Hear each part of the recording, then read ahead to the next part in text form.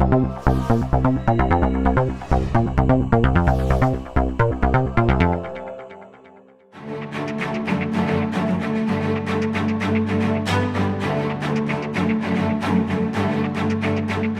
today's food movement too fractured amongst many different issues? And could it actually stand to benefit from becoming more focused around a big umbrella issue which unfolds and affects all the other ones?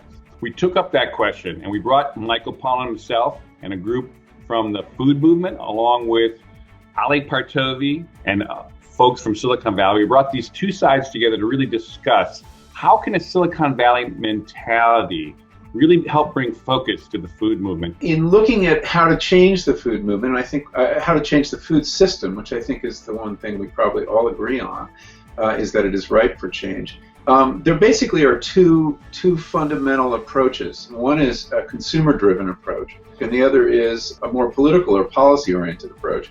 So where to put our energies, I guess, is the question. I'm not sure the food movement needs more coherence, but that's kind of my suspicion. If you had told me 5 years ago that I would someday be not only able to meet or speak to Michael Pollan, but to be on a panel with him like this, I don't think I would have believed it.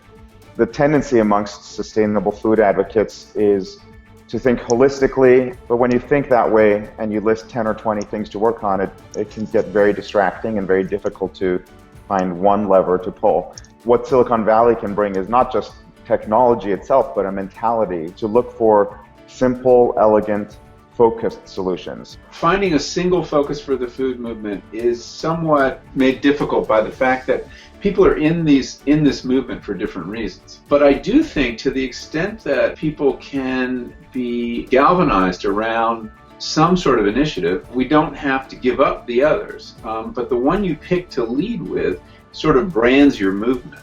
The great thing about this roundtable is we didn't just stop with the question and a little discussion around that. Pollan also brought a nascent idea of a possible solution that would bring focus to the food movement, and he laid it out for us. Although food is the biggest sector of our economy and the biggest driver now of our health and one of the biggest drivers of the environmental crisis, it is remarkable to note that there is no national food policy in this country. We have farm policies of various kinds, we have health policies, we have environmental policies. We do not have a food policy. And I think as you start listing the things you'd expect a food policy to do, keep the population healthy, keep the land in good heart for the future, make sure that people have enough food to eat, make sure that food is safe. I mean, all the kind of very obvious, uncontroversial things any public would want their food policy to do would actually drive the discussion and create political momentum to drive reform in the system. But in characteristic fashion, this roundtable took that initial nascent idea and built on it with different people adding to it, building on it, challenging it, and refining it over the course of the roundtable. Well, as Michael has mentioned, he and a couple of other people and I have been discussing this. Usually we find that technology is applied to hard problems. But in the kinds of issues that we're going to be discussing here this afternoon, we have something that is not like that. We have systems that are very much soft. And no single part will actually have a system-shifting effect. But actually you need to change the purpose of the system. And because federal policies actually do both have purview and responsibility as well as effect on all of these sorts of things. And it makes sense to argue that there needs to be coherence in the public interest in terms of what the federal government does. Is there some national food policy that could dictate perhaps some better outcome with respect to sustainability, affordability, and nutrition? I think it's a tough one. Do we really believe that if we said, let's be cohesive around the notion of changing or creating a national food policy, that we won't end up in the same gridlock that we've seen with the Farm Bill process happen with this food policy approach as well? The idea of a national food policy as a proposal is one that you don't need Congress for. You start it with the president. I'm not talking about a bill, I'm talking about a policy. This is something that I think Obama could do in the way he's working to tackle climate change. One of the problems with the Farm Bill is who wants to be on the ag committees. They're dominated by people from the big farm states.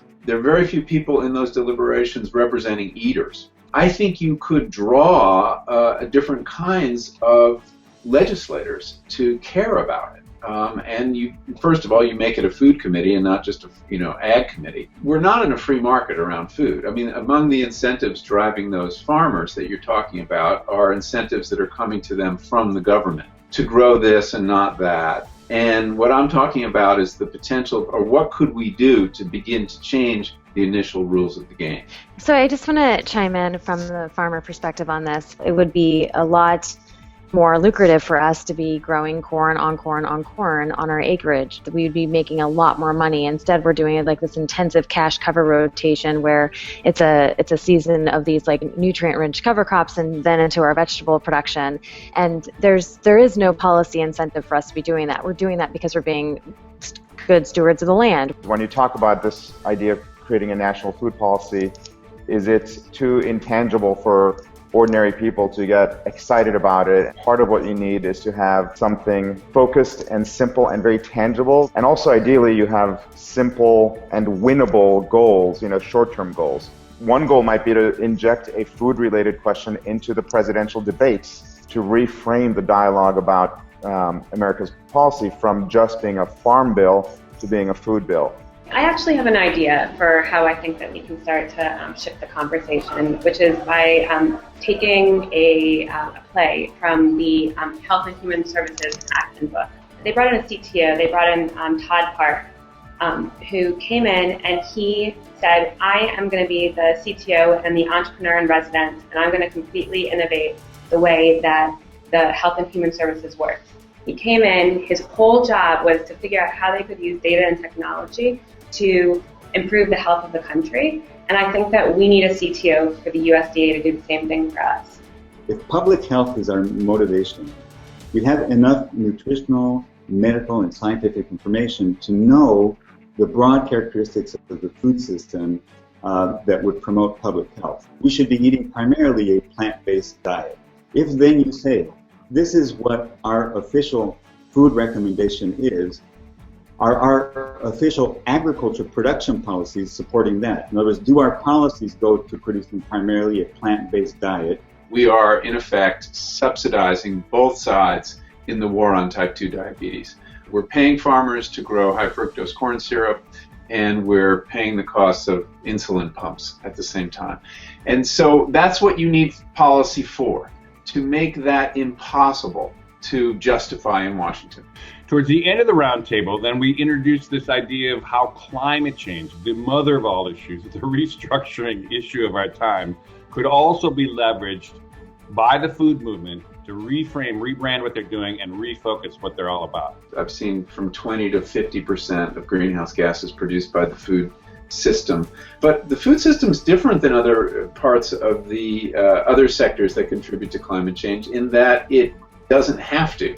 About a third of all the carbon in the atmosphere today was originally in soils. And sustainable farming, we know now, can return large amounts of that carbon to the soil. And even though we've moved the system onto a very heavy fossil fuel basis with nitrogen fertilizers and other things, it still has that power. One of the challenges that face us is how do we measure soil carbon and what methods sequester the most so that we could reward farmers for doing it. We end up contributing significantly, and to Michael's point, to some extent, some folks have said as much as 70% of greenhouse gases are as a result of ag production.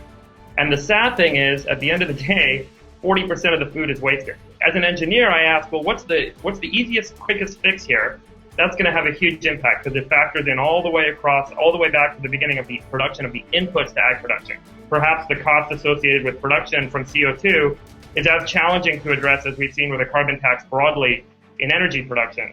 Perhaps there's an opportunity with respect to methane on the animal production side, and perhaps there's an opportunity with respect to what we can do on water.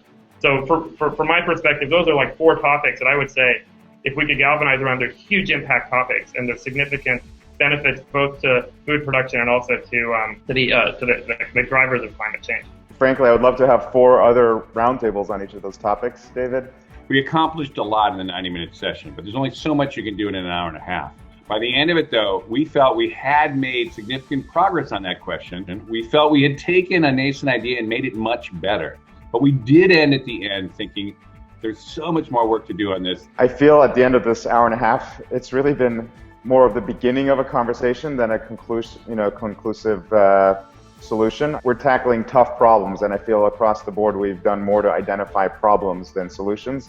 That being said, I feel excited because I think bringing the two worlds of sustainable food and Silicon Valley together, starting that conversation and bringing these two worlds together is, for me, very uplifting as a potential way of moving towards solutions.